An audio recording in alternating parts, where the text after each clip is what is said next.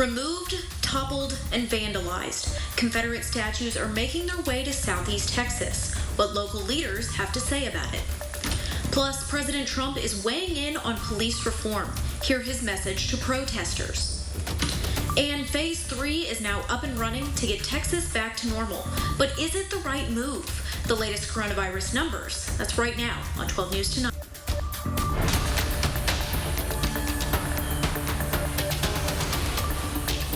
We start with breaking news tonight. 70-year-old Larry Tillery has been sentenced to 33 months in jail after pleading guilty to unlawful monetary transactions and tax evasions. Prosecutors say Tillery was involved in illegal sports betting for more than 30 years, accepting $52 million in sports bets that he paid no taxes on. Officials say Tillery used several of his companies, including Daylight Motors and Lamar Capital, to launder proceeds from his illegal gambling enterprise. Tillery's wife and their son were both sentenced to 2 years probation for their roles in the operation.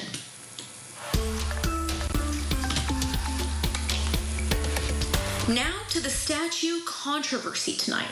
All over the country, statues of Confederate leaders are being taken down in the wake of George Floyd's death and protests that have followed. Now here's a look around the U.S. tonight. In Delaware, a Christopher Columbus statue was removed, with more Founding Fathers statues scheduled to be taken down as well. In Minnesota, another Columbus statue was toppled outside the state capitol. In Norfolk, Virginia, a 113-year-old statue was removed. And over in Richmond, protesters tore down a statue as well. So now we want to hear from you, Southeast Texas. What do you think about removing Confederate statues? Take them down, keep them up, move them to a historic site or museum? Vote live right now by going to 12newsnow.com/vote, or you can vote in our 12 News Now app. Now, it's not just in other states that statues are being moved. It's happening right here at home as well. 12 News reporter Jordan James talked to the mayor of Port Arthur today about his push to not let some statues be moved to Southeast Texas. The historical site here at Sabine Pass has become a hub for fishing and remembrance, and soon could become home to a new Confederate monument, sparking huge debate. I respectfully denounce the consideration of relocating the Dowling statue. And with those words, debate sparked Friday evening at Port Arthur City Hall. It should be a shining example to what an immigrant can do. We have to get along to move forward. This week, the city of Houston announced that they would be removing a Confederate monument of Dick Dowling, moving it to Sabine Pass. Port Arthur Mayor Thurman Barty plans to block the move from happening. I am denouncing and standing against is to bring something into our community now with what is going on in the world. The Sabine Pass Battleground State Historic Site is controlled by Texas Historical Commission.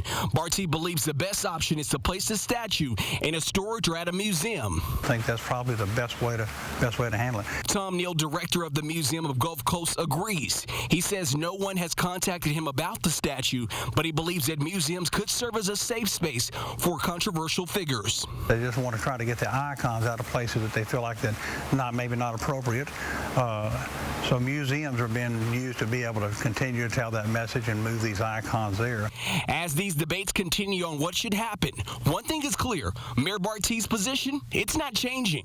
I do not think that the majority of the citizens of Port Arthur would want Port Arthur to be known for that at this time. According to our media partners at the Beaumont Enterprise, the move must be accepted by the Texas Historical Commission before anything is official. Reporting here from Sabine Pass, Jordan James, 12 News. Now, at a pivotal moment in this country's examination of police reform and race relations, President Trump is weighing in. As NBC's Alice Barr reports, he's providing a counterpoint to the demands of protesters and the actions under consideration by elected officials from Main Street America all the way to Capitol Hill. With calls for change gaining ground, President Trump is digging in, saying he can unite the country, but insisting law and order is the right path. Toughness sometimes is the most compassionate. because people are getting badly hurt. The president said, generally speaking, chokeholds should be ended, but defended the controversial practice when an officer is in danger. And you get somebody in a chokehold, and what are you going to do now? Let go and say, oh, let's start all over again. I'm not allowed to have you in a chokehold. He's focused now on Seattle, where the city is allowing demonstrators to occupy a 6-block area.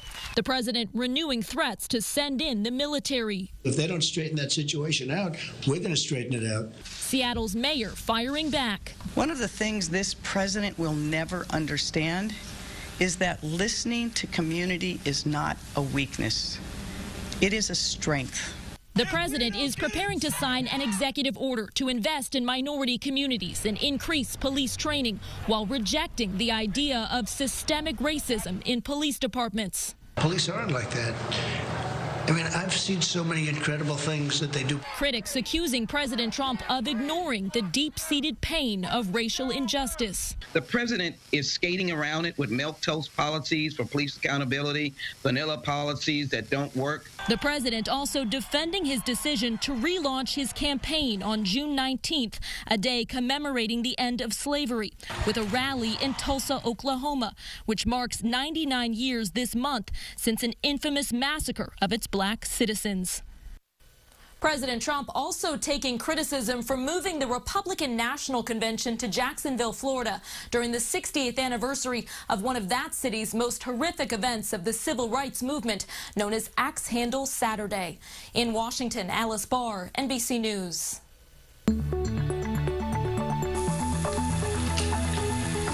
Time to check in on our weather now. Patrick, I keep having to water my plants every day because it's so hot. There's no rain. Are we going to see anything different this weekend? No, absolutely. In fact, Kate, it looks like temperatures will be going up this weekend. But another thing is that the humidity is so. Let me just say this. Right now, we're about where we need to be this time of year. It's about 90 outside. This is what is causing you have to water your plants, is that evapotranspiration. The air is very, very dry, so it's just sucking up any moisture on the ground, and that's one of the reasons that your plants are needing a little more watering at this time. The abnormally dry air has taken the bite out of the heat index this afternoon. Only feels like about 89 out there right now, so a break, we all know it can be in the triple digits. We're at 88 at 7 p.m., falling to 76 by 11 p.m. Normally, we should see highs around 90. We'll be in the lower 90s this weekend, but could get into the mid-90s by Wednesday. We'll tell you why that's occurring shortly on 12 News.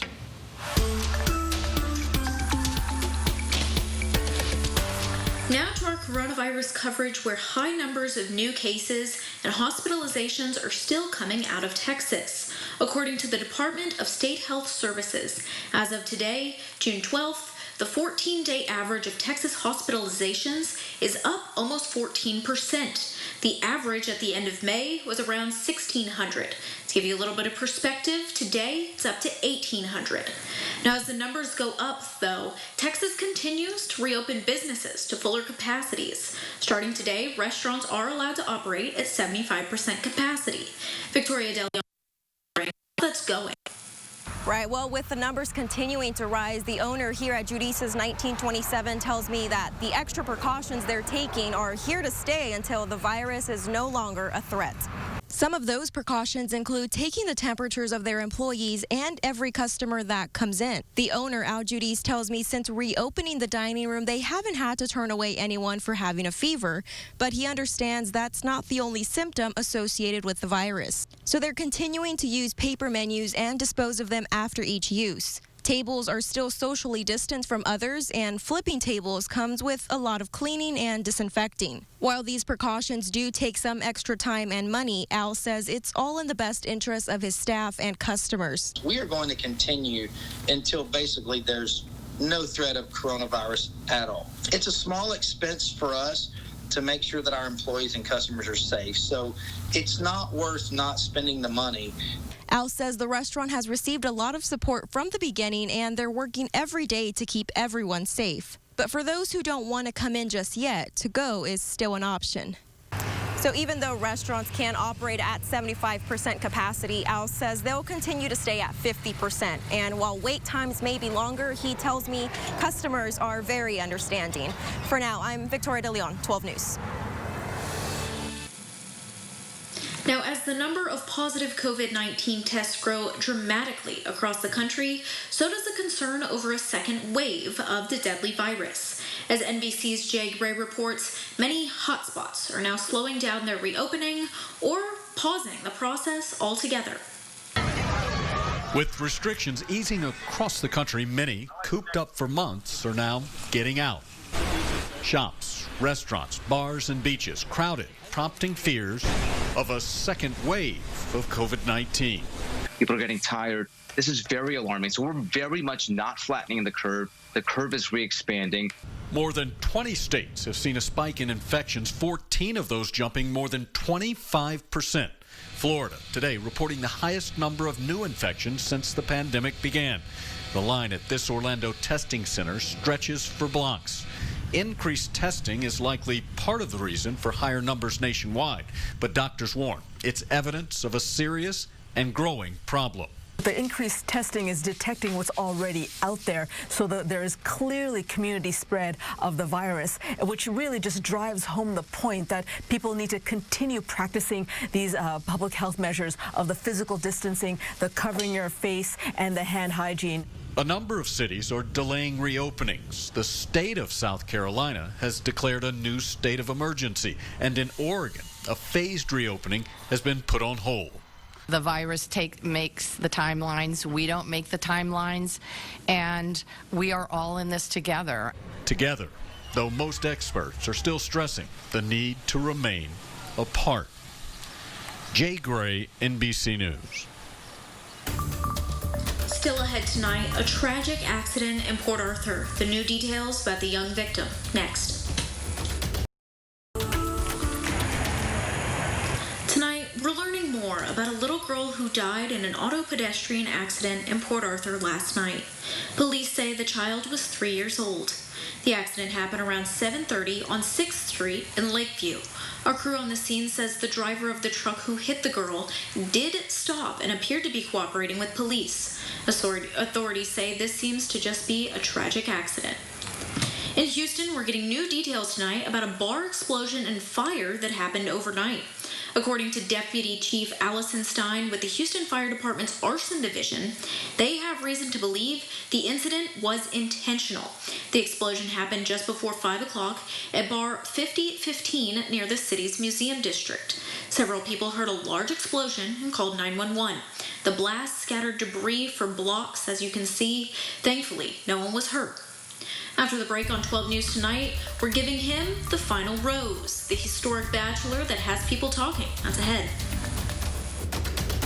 And no significant rainfall expected over the next 7 days. May see some isolated showers as we head on into Thursday and Friday, but high temperatures over the next 3 to 5 will be climbing into the mid-90s. Big news for Bachelor lovers tonight. It's been trending all day.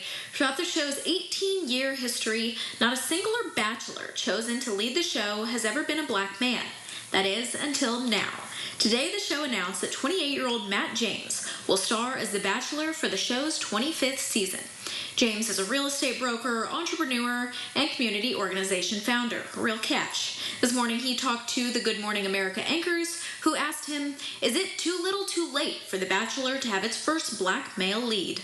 You know, in my opinion, I don't think it's ever the wrong time to do the right thing. So, too little too late for me is this happening, and we can't have change until you put that first foot forward, and that first foot forward for the Bachelor franchise is having a black lead. So I'm excited to take on that role. Now, before the announcement of James as the new Bachelor, fans and former stars of the series have called out its lack of representation on social media. Before James, the Bachelorettes, Rachel Lindsay was the only black person in 40 seasons of the Bachelor franchise to ever have one season devoted to her.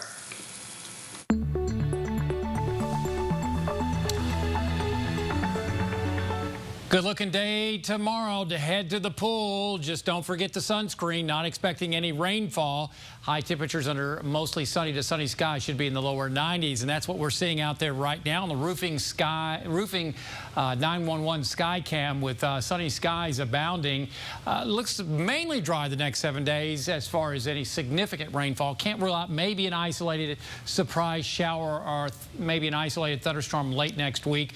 But on the short term, the next 3 to 5 days, we'll see warming temperatures, and then that will translate into a more moist forecast by late next week. Current temperatures are into the upper 80s to near 90 in our neck of the woods. Otherwise, a lot of lower and middle 90s across the state. Little area of cloud cover headed our way.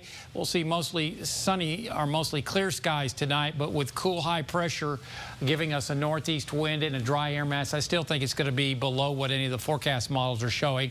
As you can see, feeling pretty nice outside with dew points in the 50s. Not bad at all. Futurecast going to show clear skies tonight as temperatures fall through the 80s, and by midnight should be into the lower 70s. And by tomorrow morning, mostly clear skies expected as low temperatures drop into possibly the lower and middle 60s lakes, the mid 60s in the triangle. Abundant sunshine tomorrow means high temperatures right back into the lower 90s. But again, the heat index does not have much of a bite because of the very dry air. On the short-term forecast, the next 3 to 5 days, high pressure will be building into the 5-state area. That will push afternoon high temperatures maybe into the mid-90s. Then the high breaks down and we'll get more of a southerly wind bringing in higher moisture levels, and that means the heat index returns late next week. Slightly choppy seas tomorrow in the Gulf. Tomorrow around 1 to 3 feet in your coastal marine forecast. We'll see a northeast wind of 10 to 15 knots. Mostly clear, cool and dry tonight. Maybe as cool as the lower 60s lakes, certainly the mid 60s. In the triangle. And then for tomorrow, sunny with low humidity, highs lower 90s, extended forecast, green bar days right on through Monday. As that high sets into the 5-state area, we will see high temperatures possibly rising into the mid-90s, but the dry weather will persist.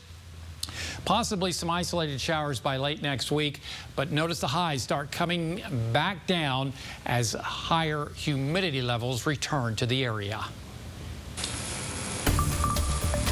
Still to come, your order has been delivered by robot, the unique way a company is staying in business in North Texas. That's after the break.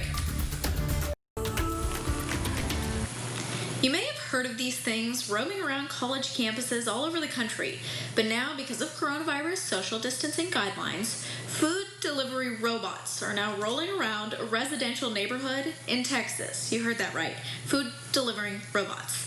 These are service robots from Starship Technologies. They're roaming around Frisco.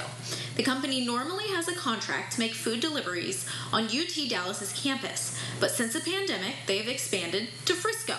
Customers can order up a robot using the Starship Deliveries app anytime from 8 a.m. to p.m. You put your food inside of it, they bring it to you, and you are good to go. The food is contactless, driverless. It's an amazing invention, and you get it straight to your door. I definitely order this. Have a great Friday and have a great weekend.